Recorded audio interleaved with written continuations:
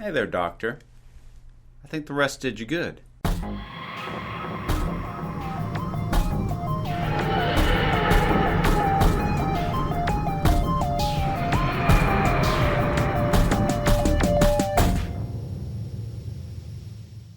Revolution of the Daleks, latest episode, the festive special, New Year's Day special, our little taste of the Doctor in between Series 12 and Series 13, whenever the heck that happens. They still haven't said when in the year that is going to launch.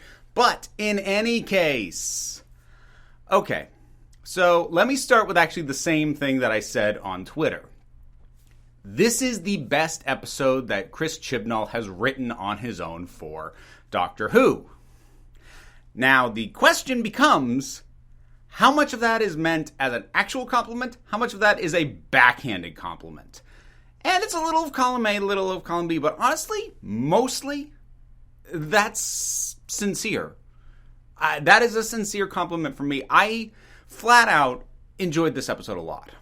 There are issues, there are niggles. A lot of it just has to do with things that, for lack of a better term, could have been tightened and, made more prevalent or integrated a little bit better or made more relevant. But there were very few things that took me out of the moment. And while I was in the moment, honestly, I had a huge smile on my face.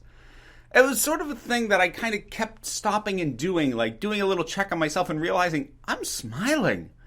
I'm smiling watching this Doctor again. I'm smiling watching her interact with Jack. I'm smiling watching her interact with Yaz. I'm smiling watching Ryan come to the decision to leave the TARDIS on his own. Oh my God, we haven't had somebody voluntarily leave the TARDIS since Martha. Finally! So many things in this just made me smile. And that, honestly, is what I want to put first and foremost. Because, as I said, there's plenty of stuff that I can nitpick and go, like, this could have been a little bit more, but my overall thing, this was good. This made me look forward to Series 13, certainly more than the end of Series 12 did.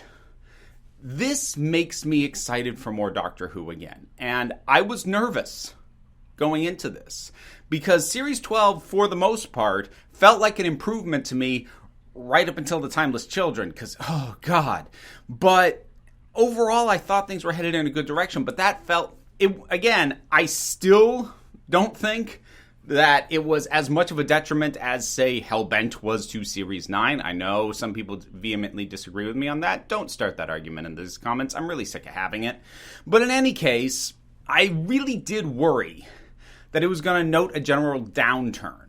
But this brought me back and made me more excited to find out what's going to happen next, when we're going to get it. And that, honestly, is what I needed it to do, more than anything, and it accomplished that. So, let's get into some of the specifics here. I actually rather like that the main thing this is picking up on, continuity-wise, is resolution, which I'm going to start thinking of as Resolution of the Daleks because it's what it should have been called.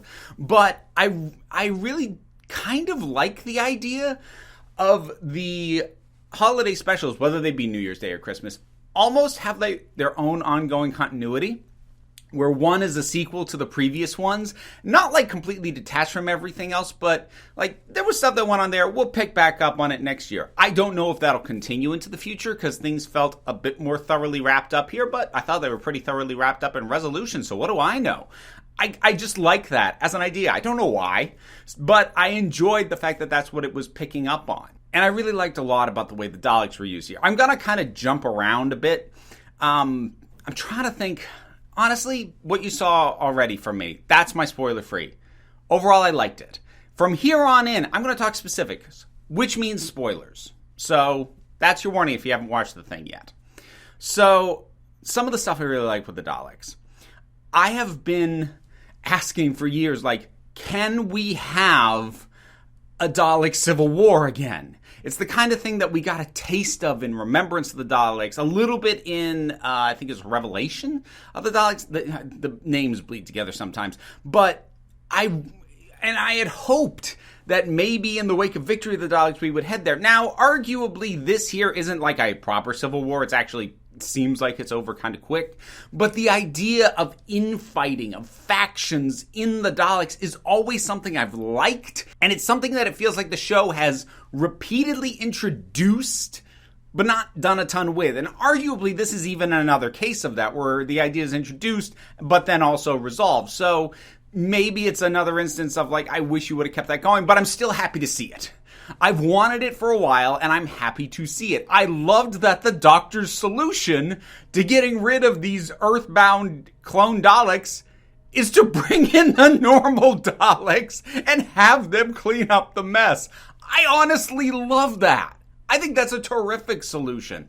Now, like, odd thing, I kind of went out of my way to avoid getting into other people's criticisms or compliments of the show, because I don't want too much of what I say to be responses to what other people have said. I did notice some people bringing up the idea, like, and the Doctor commits genocide. Like, do you know how many times the Doctor has committed genocide against the Daleks? Like, the show has basically given itself a blanket sort of like, the Daleks, it's different. And that goes back into classic era. I mean, what the heck did you think was going on at the end of Remembrance of the Daleks? I mean, technically it wasn't genocide in the idea that he didn't, in theory, kill all of them, but he blew up the friggin' planet. This isn't new. And so unless you have previously taken issue with the 11th Doctor blowing up the fleet, or Rose dissolving them, or any of these other things, and as I said, even back into the classic era, then don't start hammering onto Whittaker's Doctor coming in and having the ship destroyed, or whatever, okay? Again, if you have or do complain about every instance of this happening, and there's a lot of them, fine, fair enough, but don't be selective about it. The only thing that I'll say is, ultimately, in hindsight, the show may have shot itself in the foot slightly back in Series 1, Episode Dalek, with the Doctor stopping himself, Rose stopping him from destroying the one Dalek and acting like that was the right thing to do, because since then the show has been like, no, we can totally destroy them. So that's about the one thing that I'll grant you. But again, more often than not, the Doctor is totally okay with annihilating the Daleks en masse. So, sort of what I meant when I said I wish some things were tightened up. A really good example of that is the social political commentary going on in the thing. The connecting of the Daleks to police forces. Some of the things said by the new Prime Minister about security. And, like, it's felt very pointed at times, saying, we will secure our streets, our institutions, our borders, our national monuments, as if like a statue is worth putting a deadly tank to guard, which that's the kind of commentary that, like, I'm here for. Totally here for it. But it could have been tightened up in that those moments, and while I actually do think that commentary is pretty well done, and it certainly worked for me, liberal SJW that I am, but it's not completely integrated into a lot of the other stuff going on. It doesn't feel totally detached, or at least not to me, because, it ties into the Daleks, and the Daleks, the sort of insidiousness of installing themselves and then basically running rampant and a rampage all over the place. It does all fit together, but the theming is not as cohesive. So to pull another example, my favorite episode during Whittaker's run so far has been Can You Hear Me?, which I know is an episode not everyone likes, but I love. And the main reason I love it, it is everything in it ties into the thematics. It is so thematically cohesive and tight. I just adore it. And that's not to everyone's preference. Some people prefer narrative cohesion over thematic cohesion. And honestly, I can go back and forth. It depends on the execution, honestly. If you completely break the narrative for the sake of the theming, I may not go with you. But if you, maybe this could have been tighter, but this is rock solid, I'll probably side with you, which is kind of where I land on Can You Hear Me? But here, that theming is not that tight. Now, it's not so loose that it's a detriment. I just kind of wish that was a little bit more integrated, a little bit tighter. So, tying into the idea of socio-political theming, should probably talk about Robertson, Chris Noth's character. Now, if you remember, back when I talked about arachnids in the UK, I hated him. Like, a lot. The thing is, though, that didn't have as much to do with the character in a vacuum. It had a little bit to do with that. But it more had to do with the fact that he had no business being there at all. He added nothing to the story of what was going on in any way, shape, or form. So that was a case where the quote-unquote political commentary of having what was very clearly intended to be something of a Trump analog in that episode had nothing to do with what else was going on with it and didn't add to it and was honestly distracting. Here, he does fit in more because he is not the sole political satire element, because we have the over-policing. We have the idea of sacrificing freedom for security. So we've got more political themes, and he doesn't stick out like a sore thumb the way he did before. I also feel like they're not trying to make him as much of a direct Trump analog, or at least that was the vibe that I got. He's still that pompous American business jackass that we knew and hated before, but it doesn't feel as much a case of, see, look, it's the guy, mostly. There were a couple of moments where it did dip into that. Those did take me out of it, but this time they were moments as opposed to the entire presence of the character. One was the line he has berating Leo, I believe it was, his employee who had cloned the Dalek. And him saying, see, this is why people don't like experts. And that line, that felt unnatural in the dialogue, and that felt like, ooh, because he's always going against experts, he being real-life Trump. And that felt very injected in and did not feel like a natural part of that dialogue. And then there's the stuff that happens at the end with them suggesting him rebooting his presidential run. Because honestly, early on, the idea that what had happened in Arachnids in the UK had completely derailed his presidential ambitions, that was an idea I could get behind. And knowing that was part of why I was more comfortable with him for the majority of this episode. But then introducing that idea at the end, I'm like, oh God, I hope they don't do that. Here's the thing. I very, very much hope, since the guy clearly is meant to be a bit of a parody of Trump, that now that Trump has lost the election, which this thing was shot well before that had happened, that they won't feel the need to stick him in. I wouldn't be surprised if they set this up so that if Trump had been reelected, they could insert this guy as the American president and play with that, which is not something I think I would have enjoyed in any case. And I'm hoping now that Trump is not getting a second term, that they won't feel the need to do that, even though they kind of set it up. Oh, another thing. Again, I said I didn't want to respond to other people's complaints, and I'm doing it anyway. This is going to be a very long, very rambly review. It's been a while since I've rambled on this much about something, so enjoy if you do. My voice, is it grating? I hope not. You're stuck with it, or you could click off. Now I'm really tangenting. Anyways, so I saw some people sort of complain that there seemed to be a lack of resolution on him, or saying that, well, it feels like they're setting him up for future stuff. And while it's possible they were setting him up for future stuff, I didn't feel a lack of resolution because, tying into the fact that he is such a Trump parody, the idea that he wasn't punished, basically, for betraying the human race, more or less.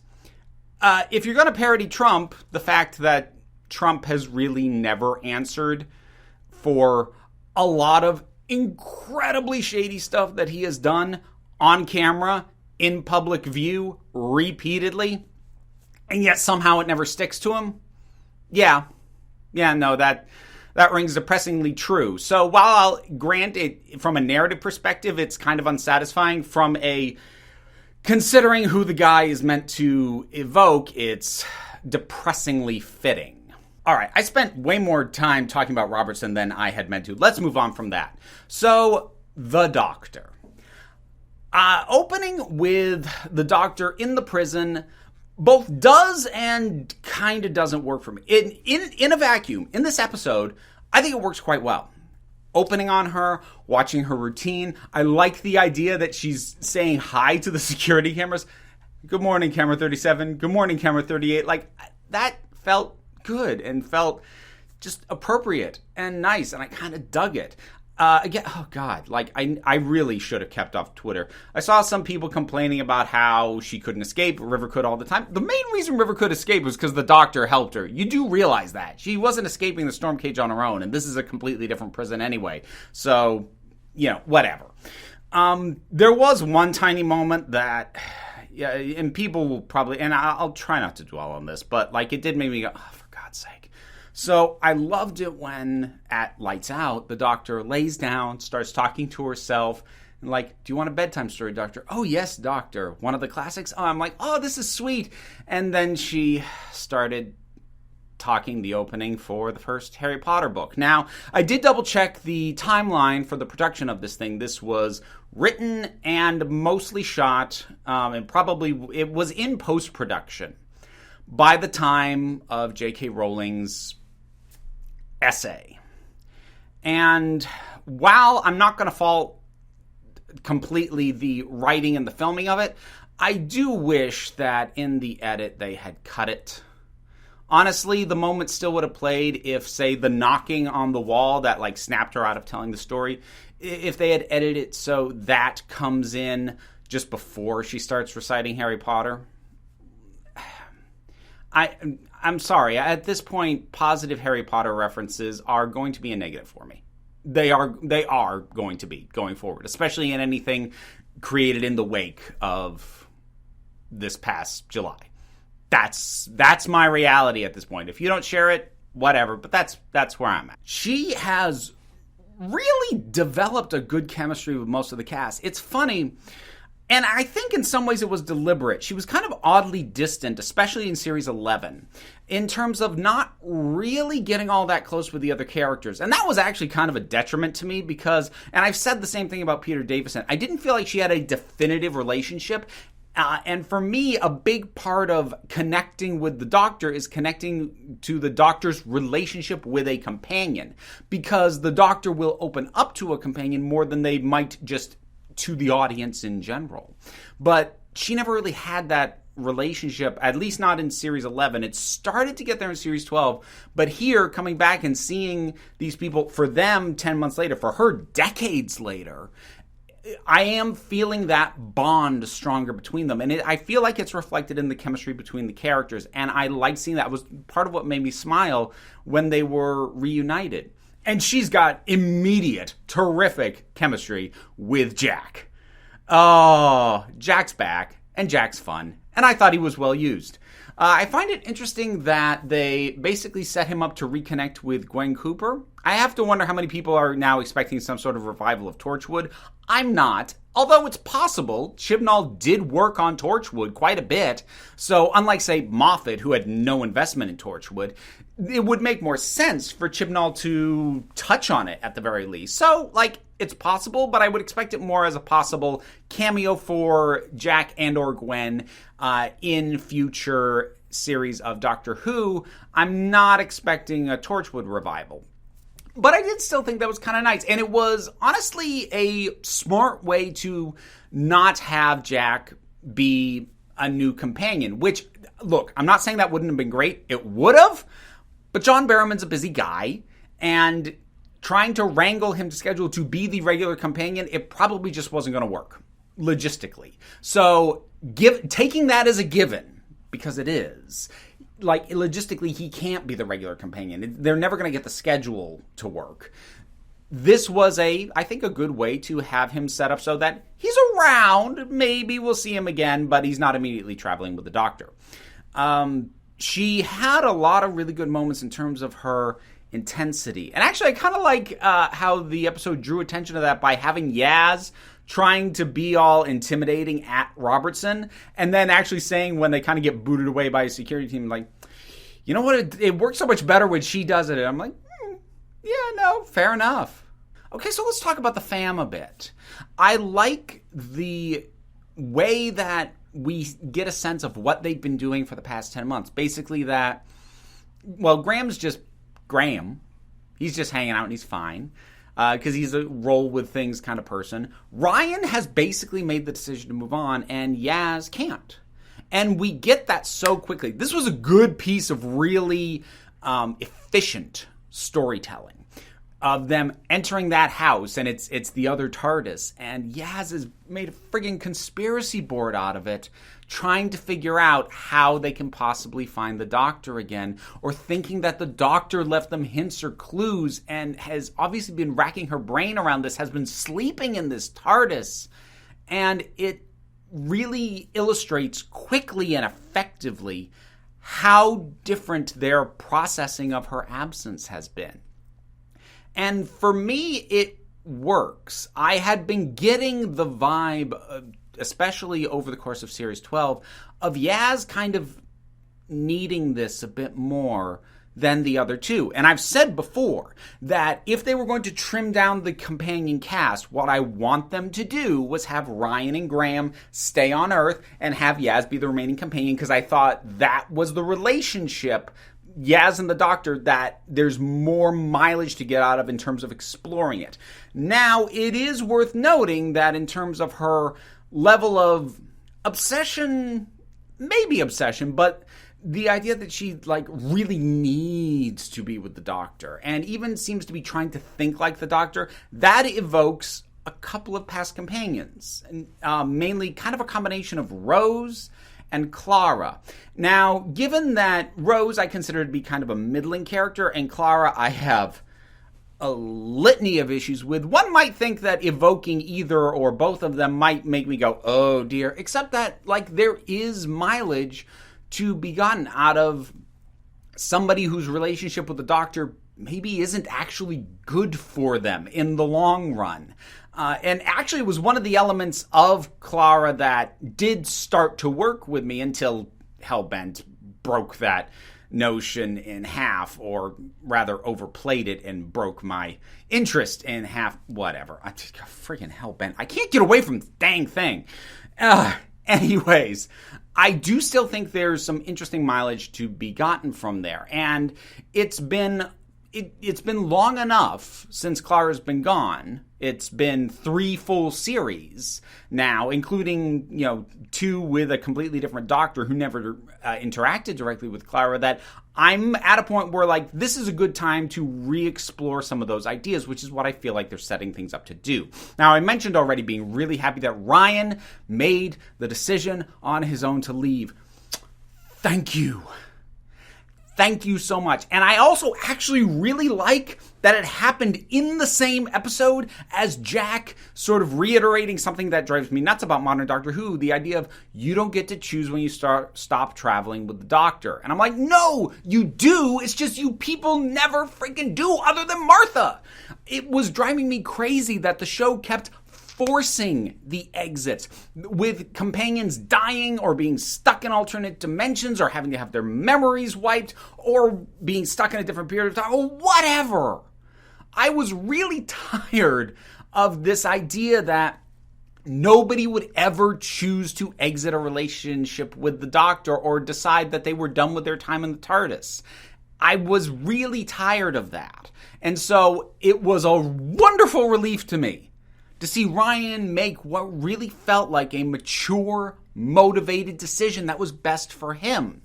Now, Graham tagging on to that, at first I was like, I don't know, because he had seemed excited to go on more adventures, but then Bradley Walsh just did such a good job delivering his lines saying, I want to be here for you and with you, to Ryan. I'm like, yeah, okay, thanks to that performance, I buy that even though he was kind of excited to go traveling again, when push comes to shove, he's going to stay here. Ending their thing with the bike and the vision of Grace, I found it a little heavy-handed, a little overplaying the cards a little bit. If it worked for you, that's great. It didn't kill the episode for me, but I was like, that's maybe a little too much. If I had one thing, I've mentioned a couple things I wish were a little tighter, or I kind of wish this beat wasn't there. If there's one thing that made me go, wait, and I did think of this even while watching it, I don't really understand why the Doctor brought Robertson to Osaka. The guy has proven to be nothing but trouble. Why did you bring him? And narratively, I understand why, because of what they intend to do with him later in terms of him revealing to the Daleks that the Doctor is behind things and, just him being the scuzzbucket that he is. His behavior tracks. I just don't totally buy why they brought him to Osaka, and which allowed things to set up to go to the next stage. I mean, if the main issue was we need the Daleks to find out it was the Doctor, there were other ways to do it. And it just felt like a massive lapse in judgment that man was on the TARDIS at any point. So I that's the one thing I was like, you had the characters do something stupid because it moved the story forward, which is always a frustrating thing. Now, thankfully, that sort of thing doesn't permeate the episode, thank goodness. But it does kind of show up there, and it did take me out of things a little bit. But again, for the most part, I did like this. I'm going to cite a couple of other little specifics, just because I want to be sure I get everything that I liked out there.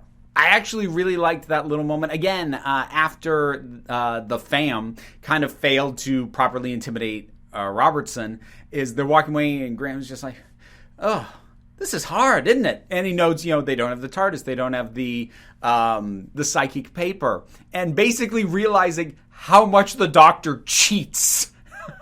And they have to do things the hard way. Like, oh, man, wish we had those cheat codes for go anywhere.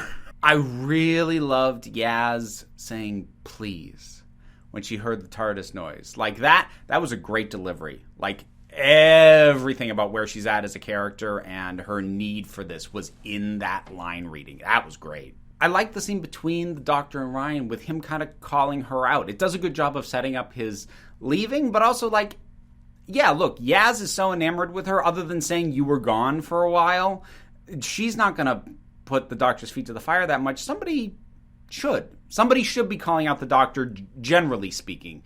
That's not even specific to this Doctor. Like, I really liked moments when Rory would call out Matt Smith's Doctor, because Amy almost never did. So that was something I liked. I really first of all, I love the visual of all these Daleks pouring into the TARDIS. That was great. And I think it was really clever, both the Doctor's solution in terms of getting them into this backup TARDIS that had a working chameleon circuit, and then getting rid of that backup TARDIS that had a working chameleon circuit. Because if the story didn't find a way to get rid of that thing, then the question would have immediately come up, why is she still going about in the one that doesn't work properly as opposed to the one that seems to have a lot more functionality? And obviously you could have still justified it in terms of she's sentimental about her TARDIS, like, makes sense. But like, it's easier just to take a second TARDIS off the board. So that was a good idea to not have that thing still lingering around, and I thought it was a clever solution to the immediate issue. I think that's all the specifics I wanted to get in there. Again, on the whole, I did like it. Now, part of me did wonder, am I grading this on a curve? Have my expectations been lowered? Because, like, I had a lot of issues with Series 11. Series 12 was better, but there were still definitely some problems. Is this actually good? Or am I just happy that there are fewer problems than I've kind of gotten used to under Chibnall? But again, I keep coming back to what I said at the opening. I was smiling. I wasn't just going, whew, thankfully it's not that bad. I was actively enjoying it. I had fun. And that is what I needed. That is what I wanted from this, that sense of fun, because that's why I'm here for Doctor Who in the first place. To feel that youthful, like, for something that I did not ever watch as a kid, Doctor Who speaks to my inner child and makes me feel like a kid again when it is firing at its best. And it just makes me excited. And this episode tapped into that. Not for the entire runtime, but for most of it. It reminded me why I'm here and why I love this show. And I don't know what more I could ask for. Especially for one of the specials, given that the specials are usually something I'm not all that fond of in the first place. I think this was good. I think it was strong. I think it is a solid indicator of how things might feel in Series 13. And if it didn't work for you, I get it. And I'm also sorry to hear that. But for me, I kind of needed this. I'm happy right now. Revolution of the Daleks. What did you think about it? Whatever your thoughts are, drop something down in the comments. Let's talk about it. Usual stuff, like, share, subscribe. I have a Patreon, which is actually what pays my bills and allows me to do this full time. And any amount you are able to support me is greatly appreciated. Even if you're not, the other stuff that I mentioned also helps me out as well.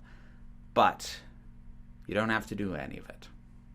Because, at the end of the day, you're the council. I'm just running the meetings. And until next time, this council is adjourned. Happy New Year.